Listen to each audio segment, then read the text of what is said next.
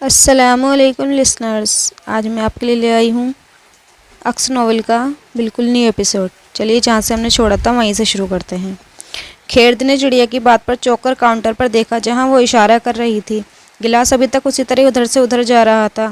خیردین نے بے اختیار آیت الکرسی کا ورد شروع کیا۔ چڑیا نے الجھے ہوئے انداز میں خیردین کو دیکھتے ہوئے پوچھا، نانا اگر یہ گلاس زندہ نہیں ہوتا تو پھر یہ گلاس کیوں چل رہا ہے؟ بیٹا آیت الکرسی پڑھو، خیردین نے جواباً اسے کہا۔ چڑیا کچھ حیران ہوئی لیکن پھر اس نے آیت الکرسی پڑھنا شروع کر دی۔ چند منٹوں بعد گلاس کی حرکت رک گئی۔ خیردین اطمینان سے دوبارہ آٹا گوندنے میں مصروف ہو گیا، یوں جیسے چند لمحے پہلے وہاں کچھ ہوا ہی نہ ہو۔ اب صاحب نے کہا ہے کہ مونگ کی بھنی ہوئی دال، اور اس نے دوبارہ قصہ شروع کیا۔ چڑیا نے اسے ٹوکا، نانا یہ گلاس کیوں چل رہا تھا؟ اگر خیردین کی یہ کوشش تھی کہ چڑیا کا دھیان اس گلاس کی طرف سے ہٹ جائے تو وہ اس میں کامیاب نہیں ہوا۔ وہ ٹماٹر چھوڑ کر خیردین کے پاس آ گئی تھی۔ یہ جیسے اس بات کا اعلان تھا کہ اسے دال کی فتوحات سے زیادہ اس چلتے ہوئے گلاس میں زیادہ دلچسپی تھی۔ خیردین نے گہری سانس لی۔ یہ جو دنیا ہے نا بیٹا، اس میں ہمارے علاوہ اور بھی بہت ساری چیزیں ہیں۔ خیردین نے اسے سمجھانا شروع کیا۔ اور کون سی چیزیں؟ چڑیا نے ٹوکا۔ کچھ ایسی چیزیں جو نظر نہیں آتی، خیردین نے کہا، جیسے ہوا، حرارت۔ چڑیا نے بے ساختہ جواب دیا۔ ایک لمحے کے لیے خیردین لاجواب ہوا۔ اس کے علاوہ بھی کچھ چیزیں ہوتی ہیں جو نظر نہیں آتی، جیسے جن، بھوت، پریاں اور بونے وغیرہ۔ خیردین نے سنجیدگی سے کہا۔ وہ جن، بھوت، پریوں پر نہیں اٹکی تھی، بونوں کے لفظ پر اٹک گئی تھی۔ جن بھوتوں اور پریوں سے تو وہ ماں اور نانا کی سنائی ہوئی کہانیوں کے ذریعے پہلے ہی متعارف تھی، لیکن بونوں کا لفظ اس کے لیے نیا تھا۔ یہ بونے کیا ہوتے ہیں؟ اس نے کچھ الجھ کر خیردین سے پوچھا۔ یہ ہماری طرح بہت چھوٹے چھوٹے لوگ ہوتے ہیں۔ کتنے چھوٹے؟ خیردین نے ہاتھ کے اشارے سے اسے بتایا، اتنے چھوٹے۔ چڑیا کی آنکھیں اور ہونٹ اکٹھے پھیلے تھے۔ سچی میں نانا؟ تجسس، اشتیاق اور ایک عجیب سی خوشی کے ساتھ اس نے خیردین سے پوچھا، جیسے اسنو وائٹ ڈوارفز کے دوست تھے۔ برقی رفتاری سے اس کے ذہن نے ایک ایلسٹریٹڈ اسٹوری بک کی یاد دلائی۔ خیردین کی اسنو وائٹ کا پتہ نہ تھا، اس کے دوست 7 بونوں کا، لیکن اس نے سر ہلا دیا تھا۔ چڑیا کا دل جیسے بیلوں اچھلا تھا۔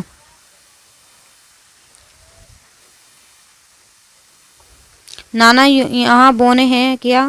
اس نے بے حد جوش سے خیردین سے پوچھا۔ بیٹی آہستہ، اتنی اونچی آواز سے ان کا نام نہیں لو، وہ ناراض ہو جائیں گے۔ خیردین نے اسے ٹوکا۔ نانا آپ مجھے دکھا سکتے ہیں وہ کہاں ہیں؟ اس بار چڑیا نے خیردین کے ساتھ چپک کر سرگوشی کے انداز میں پوچھا تھا۔ اس کے ذہن میں اس فیری ٹیل کی رنگین ایلسٹریشن گھوم رہی تھی۔ خوبصورت ٹوپیوں اور لباس میں ملبوس کیوٹ، موٹے اور شرارتی ہنسمکھ بونے جو اسنو وائٹ کے لیے کچھ بھی کر سکتے تھے اور اسنو وائٹ کے سو جانے پر غم سے بے حال ہو گئے تھے۔ نہیں، میں نہیں دکھا سکتا، لیکن جب بھی تمہیں گھر میں کوئی عجیب سی چیز ہوتی نظر آئے تو بس کلمہ پڑھنا، الحمد شریف پڑھنا، قل هو اللہ پڑھنا، آیت الکرسی پڑھنا اور ڈرنا نہیں۔ خیردین اسے سمجھا رہا تھا۔ وہ کئی سالوں سے اس گھر کے بارے میں بہت کچھ سنتا آ رہا تھا اور وہاں کام کرنے کے دوران اس نے بہت سارے عجیب واقعات ہوتے دیکھے تھے۔ وہ شروع میں خوف زدہ ہوا تھا، لیکن آہستہ آہستہ اس کا خوف ختم ہو گیا تھا۔ وہ سب کچھ جیسے معمول کی بات تھی، اس کے لیے بلکہ گھر میں کام کرنے والے دوسرے لوگوں کے لیے بھی۔ گھر میں موجود ان بونوں نے آج تک کسی کو نقصان نہیں پہنچایا تھا، لیکن میں یہ سب کیوں پڑھوں؟ چڑیا الجھی۔ تاکہ تمہیں کوئی نقصان نہیں پہنچائے۔ وہ ابھی تم نے یہ دیکھا گلاس چلنا بند ہو گیا، خیردین نے اسے آسانیت سے سمجھاتے ہوئے کہا۔ چڑیا نے کچھ مایوسی سے اس ساکت گلاس کو دیکھا۔ وہ خیردین کو بتا نہیں سکی۔ گلاس کی حرکت بند ہو جانے پر وہ مایوس ہوئی، مطمئن نہیں۔ وہ اب ہر قیمت پر ان بونوں کو دیکھنا چاہتی تھی، اسنو وائٹ کے ساتھیوں جیسے نٹکھٹ، تیز ترار اور کیوٹ بونے۔ اپنی زندگی کے 6 سال میں یہ اس گھر میں ہونے والا پہلا غیر معمولی واقعہ تھا جو چڑیا نے دیکھا تھا۔ اگر اس سے پہلے اس نے کچھ دیکھا تھا تو اس کا ذہن اسے مافوق الفطرت سمجھنے سے قاصر تھا۔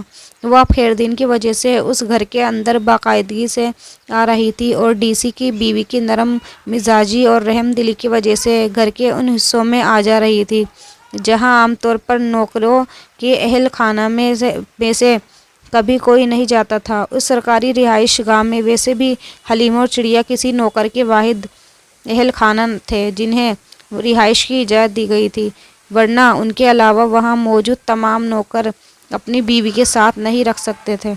وہ چلنے والا گلاس اور وہ بونے چڑیا کے ذہن پر سوار ہو گئے تھے۔ اگلے دن اسکول جا کر اس نے ریڈنگ روم میں پڑھی اسٹوری بکس میں سے سنو وائٹ کی اسٹوری کی بک دوبارہ نکال لی تھی۔ کتاب کے صفحات پر بونوں کی السٹریشن اسے مکمل طور پر مسحور کیے رہی۔ پورے دن وہ بونے اس کے سر پر ناچتے رہے، وہ جیسے سنو وائٹ بنی ہوئی تھی۔ وہ چڑیا کی زندگی کا جیسے ایک نایاب تھا۔ وہ چڑیا کا جیسے ایک نیا باپ تھا۔ وہ گھر پہلے اس کے لیے گھومنے پھرنے کی جگہ تھا، اب ایک دریافت گاہ تھا۔ وہ بونوں سے دوستی کرنا چاہتی تھی، ویسی دوستی جیسے سنو وائٹ نے کی تھی، اور وہ اس فرینڈ شپ کے لیے کچھ بھی کرنے کو تیار تھی، بالکل سنو وائٹ کی طرح، جو ان بونوں کے لیے کھانا بناتی، ان کے کپڑے دھوتی، ان کا گھر صاف کرتی۔ خیردین نے یہ نہیں کہا تھا کہ گھر میں 7 بونے ہیں، کیونکہ گھر میں کتنے بونے تھے یہ مکمل یقین کے ساتھ کوئی بھی نہیں جانتا تھا، لیکن چڑیا نے خود ہی اپنے ذہن میں ان بونوں کی تعداد متعین کر لی تھی۔ وہ بھی 7 تھے، اور اس نے ان کے نام بھی رکھ لیے تھے۔ انہیں دیکھے بغیر صرف اسٹوری بک کی السٹریشن کو دیکھ کر اس کے ذہن میں 7 بونوں کی شکلیں اور حلیے بیٹھ گئے تھے۔ سب سے بڑا بونا بہت موٹا تھا اور اس کے پیروں میں جتنی داڑھی تھی اس کا نام ٹوکو تھا۔ دوسرا بونا بہت ہی پتلا اور بے حد چالاک لگتا تھا، اس کی آنکھیں بٹن کی طرح گھومتی رہتی تھیں، اس کا نام کٹو تھا۔ تیسرا بونا جوکر جیسی گول اور موٹی ناک والا تھا، جو ہر وقت چیختا رہتا تھا، اس کا نام شنٹو تھا۔ چوتھا بونا گنجا تھا اور اس کا موٹا سا پیٹ تھا، وہ دونوں پاؤں پورے کھول کر بمشکل چلتا تھا، اس کا نام ٹوفو تھا۔ پانچواں بونا اینک لگائے رہتا تھا اور پھر بھی چیزوں سے ٹکرایا پھرتا تھا، اس کا نام منٹا تھا۔ چھٹا بونا لمبے لمبے بالوں والا تھا اور چلتے ہوئے بے مقصد ہانپتا تھا، اس کا نام کنٹا تھا۔ اور 7واں بونا سب سے چھوٹا اور سب سے شرارتی تھا، اس کا نام ڈیڈو تھا، اور ڈیڈو چڑیا کا فیورٹ بونا بھی تھا۔ چڑیا کی زندگی میں یکدم جیسے وہ سارے رنگ بھر دیے تھے اس 7 تصویراتی بونوں نے، جو اس گھر میں کہیں رہتے تھے، لیکن کہاں رہتے تھے یہ کوئی یقینی طور پر نہیں جانتا تھا، اور نہ ہی کسی اور کی یہ اشتیاق تھا کہ ان کا حدود و اربا دریافت کرے، ماں سوائے چڑیا کے، جو اس کے گھر کے کونے خدرے میں اب ٹوکو، کٹو، کنٹا، منٹا، شنٹو، ٹوفو اور ڈیڈو کو ڈھونڈتی رہتی تھی۔ اسکول سے واپسی کے بعد وہ ہمیشہ اس وقت خیردین اور حلیمہ کے پاس ضرور جا کر کچھ وقت گزارتی تھی، جب وہ گھر میں کچھ کچن کا کام کرتے یا ڈاکٹر فرا کے بچوں کو سنبھال رہے ہوتے تھے، لیکن اب وہ بے مقصد ایک چکر گھر میں ان بونوں کی تلاش میں ضرور لگاتی تھی۔ یہ اس کا وہ راز تھا جس کے بارے میں خیردین اور حلیمہ نہیں جانتے تھے۔ چڑیا نے دوبارہ ان بونوں سے متعلقہ کوئی چیز چند مہینوں بعد ایک دن لنچ کے لیے ڈائننگ ٹیبل ارینج کرتے دیکھی تھی۔ ٹیبل کے سینٹر میں ایک واس میں کچھ پھول شاخوں سمیت رکھے ہوئے تھے۔ چڑیا ہمیشہ خیردین کی ٹیبل سیٹ کرنے میں مدد کرتی تھی، اور اس وقت بھی وہ ٹیبل پر میٹس رکھنے میں مصروف تھی۔ جب اس نے ان پھولوں میں سے ایک کی پتیاں نیچے گرتے ہوئے دیکھی تھی، وہ ٹھٹک گئی۔ پتیاں یوں نیچے گر رہی تھی جیسے کوئی انہیں نوچ نوچ کر پھینک رہا تھا۔ چڑیا کے دل کی دھڑکن تیز ہو گئی۔ اس نے ایک نظر خیردین کو دیکھا، وہ اپنے کام میں مصروف تھا، اس کا دھیان پھولوں کی طرف نہیں تھا۔ چڑیا نے ان دن خیردین کی توجہ ان گرتی پتیوں کی طرف نہیں کرائی۔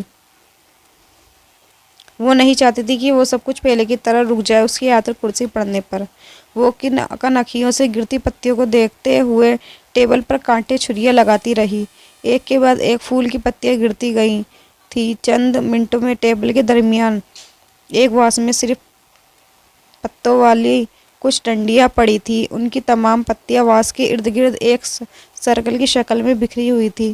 خیردین نے اپنے دوسرے چکر میں وہ پتیاں اور پھولوں کی خالی ڈنڈیاں نوٹس کر لی تھی۔ وہ ٹھٹکا تھا۔ یہ تم نے کیا کیا ہے چڑیا؟ اس نے یقین نہیں تھا کہ چڑیا ایسا کام کر سکتی تھی، لیکن اس نے پھر بھی پوچھا۔ چڑیا خیردین کے سوال پر چونکی، پھر اس نے نظر چراتے ہوئے کہا، نہیں نانا، میں نے تو کچھ نہیں کیا، یہ خود بخود کر گئیں،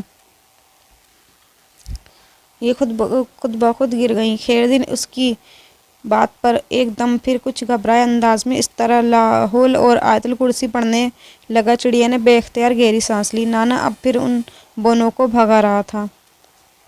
وہ آج بھی ان کی نہیں دیکھ سکتی تھی۔ وہ بری طرح سے مایوس ہوئی تھی، اور پھر اکثر ایسی بہت ساری چیزیں وہ دیکھنے لگی تھی جس پر دوسرے آیت الکرسی پڑھنے پر چڑیا دعا کرتی کہ وہ کسی نہ کسی طرح کوئی بونا دیکھ لے۔ گھر کا ایک صرف اوپر والا حصہ تھا جہاں چڑیا کبھی نہیں گئی تھی اور جہاں جانے کا اسے بہت اشتیاق تھا۔ ایک آدھ بار وہ اوپر گھوم پھر آئی تھی، مگر اوپر کے سارے کمرے بند تھے اور چھت بھی، اور اوپر والے حصے میں ایک عجیب سی خاموشی اور ویرانی کا راج تھا۔ اسے وہاں کوئی ایسی چیز نظر نہیں آئی جس کے لیے وہ دوبارہ اوپر والے منزل پر جاتی۔ اسی ڈپٹی کمشنر ہاؤس میں ہی چڑیا کی زندگی تھی۔ اسکول جانا اور اسکول کے بعد ڈاکٹر فرا کے پاس پڑھنا، اس کے بچوں کو کھلانا، خیر دن کے ساتھ کچن میں چھوٹے موٹے کام کرنا، کچن گارڈن میں لگی سبزیوں کو دیکھ بھال کرنا اور گھر میں بونوں کی تلاش کرنا۔ ٹوکو کٹو، منٹا کنٹا، شنٹو، ڈیڈو، ٹوفو سے خود ہی باتیں کرتے رہنا۔ وہ اس کے ساتھ اس کے کچن گارڈن کی سبزیاں اتارتے تھے، پچھلے لون میں لگے آم کے درخت پر جھولا جھولتے اور اسے جھلاتے تھے۔ اس کے ساتھ جامن اور لوکاٹ اور انگور توڑ کر کھاتے تھے اور اسے پتہ نہیں کن کن دنیاؤں کے قصے سناتے یا پھر آپس میں جھگڑا کرتے رہتے تھے۔ اس کے ساتھ شرارتیں کرتے تھے، اس کی پونی کھینچ لیتے، جوتا لے کر بھاگ جاتے، اس کی کتابیں چھپا دیتے، اس کے کھلونوں سے کھیلتے، اس کی قمیض کھینچتے، اس کی جرابیں پہن لیتے۔ وہ ہنستی، کبھی غصہ کرتی، کبھی ڈانٹتی، کبھی ان کی پٹائی کر دیتی۔ چڑیا کو گھر میں بونے نظر آتے تھے۔ اس نے اپنے تصوراتی 7 بونوں کو اس گھر میں جگہ دے دی تھی۔ وہ ان بوٹوں کی اسنو وائٹ تھی اور وہ اس کے لوئل فرینڈ جو اس پر جان دیتے تھے، اور یہ وہ راز تھا جو صرف چڑیا کو پتہ تھا، خیردن اور حلیمہ کو بھی نہیں۔ خیردن اور حلیمہ اسے کئی بار اکیلے میں کھیلتے، پڑھتے، کام کرتے، اپنے آپ سے باتیں کرتے دیکھتے تھے۔ یہ ایک نئی عادت تھی جو چڑیا میں آئی تھی، لیکن اس نے کبھی اس پر غور نہیں کیا تھا۔ بچے اس عمر میں یہی سب کچھ کرتے تھے۔ کنٹا، منٹا، شنٹو، ٹوفو، ڈیڈو، کٹو، ٹوکو کے نام بھی انہوں نے کئی بار سنے تھے۔ وہ یہ سمجھتے تھے کہ یہ چڑیا مختلف چیزوں کے لیے یہ نام استعمال کرتی ہے۔ کسی بونے تک ان کا ذہن نہیں گیا تھا، لیکن چڑیا اب بہت خوش رہنے لگی تھی۔ ان دونوں نے صرف یہ نوٹس کیا تھا۔ انہی دنوں ڈاکٹر فرا کے شوہر کی پوسٹنگ آ گئی تھی۔ یہ خیردن اور حلیمہ کے لیے پریشانی کی چیز تھی۔ اس بار وہ کوشش کے باوجود خیردن اور حلیمہ کو اپنے ساتھ لے جانے کے لیے کچھ نہیں کر سکے۔ البتہ انہوں نے آنے والے ڈپٹی کمشنر سے بات کر کے خیردن کو، حلیمہ اور چڑیا کو سرکاری کوارٹر میں ساتھ رکھنے کی اجازت لے لی تھی۔ نہ صرف یہ بلکہ ڈاکٹر فرا نے اس نئے ڈپٹی کمشنر کی بیوی سے حلیمہ کو اپنی بچی کی آیا کے طور پر رکھنے کے لیے بھی بات کی۔ وہ حلیمہ کے لیے ایک مستقل آمدنی کا سلسلہ برقرار رکھ جانا چاہتی تھی تاکہ حلیمہ کو چڑیا کے تعلیمی اخراجات کے لیے دقت نہ ہو۔ نئے ڈپٹی کمشنر اس کے شوہر کا بیچ میٹ تھا اور اس حوالے سے ڈاکٹر فرا اس کی بیوی کو بھی اچھی طرح جانتی تھی۔ آپ لوگ فکر نہ کریں، وہ دونوں میاں بیوی بہت اچھے ہیں، بہت اچھے خاندان کے ہیں دونوں، اور نوکروں اور عملے کا بہت ہی خیال رکھتے ہیں۔ ڈاکٹر فرا نے جانے سے پہلے خیردن اور حلیمہ کی تسلی دی تھی۔ میں نے ان سے چڑیا کی تعلیم سے حوالے سے ہی بات کی ہے۔ آیا کے طور پر حلیمہ کو تو شاید وہ نہ رکھے کیونکہ ان کی ابھی ایک ہی بیٹی ہے اور وہ بھی چھوٹی ہے، لیکن ڈی سی کی بیوی نے مجھے یقین دلایا ہے کہ وہ چڑیا کی تعلیم کا خیال رکھیں گے۔ تعلیم کے اخراجات اٹھانے پر پڑے تو وہ بھی اٹھا لیں گے، لیکن چڑیا کے اسکول فیس تو میں ہی بھجواتی رہوں گی، اس لیے اس کے بارے میں تو آپ پریشان نہ ہوں۔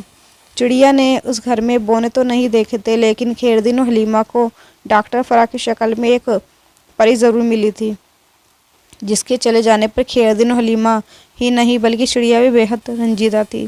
ڈپٹی کمشنر ہاؤس میں نیا ڈپٹی کمشنر اپنی بیوی اور 3 سالہ بیٹی کے ساتھ آنے والا تھا، اور چڑیا اپنی زندگی کا پہلا حقیقی بدصورت اور خوفناک بونا دیکھنے والی تھی۔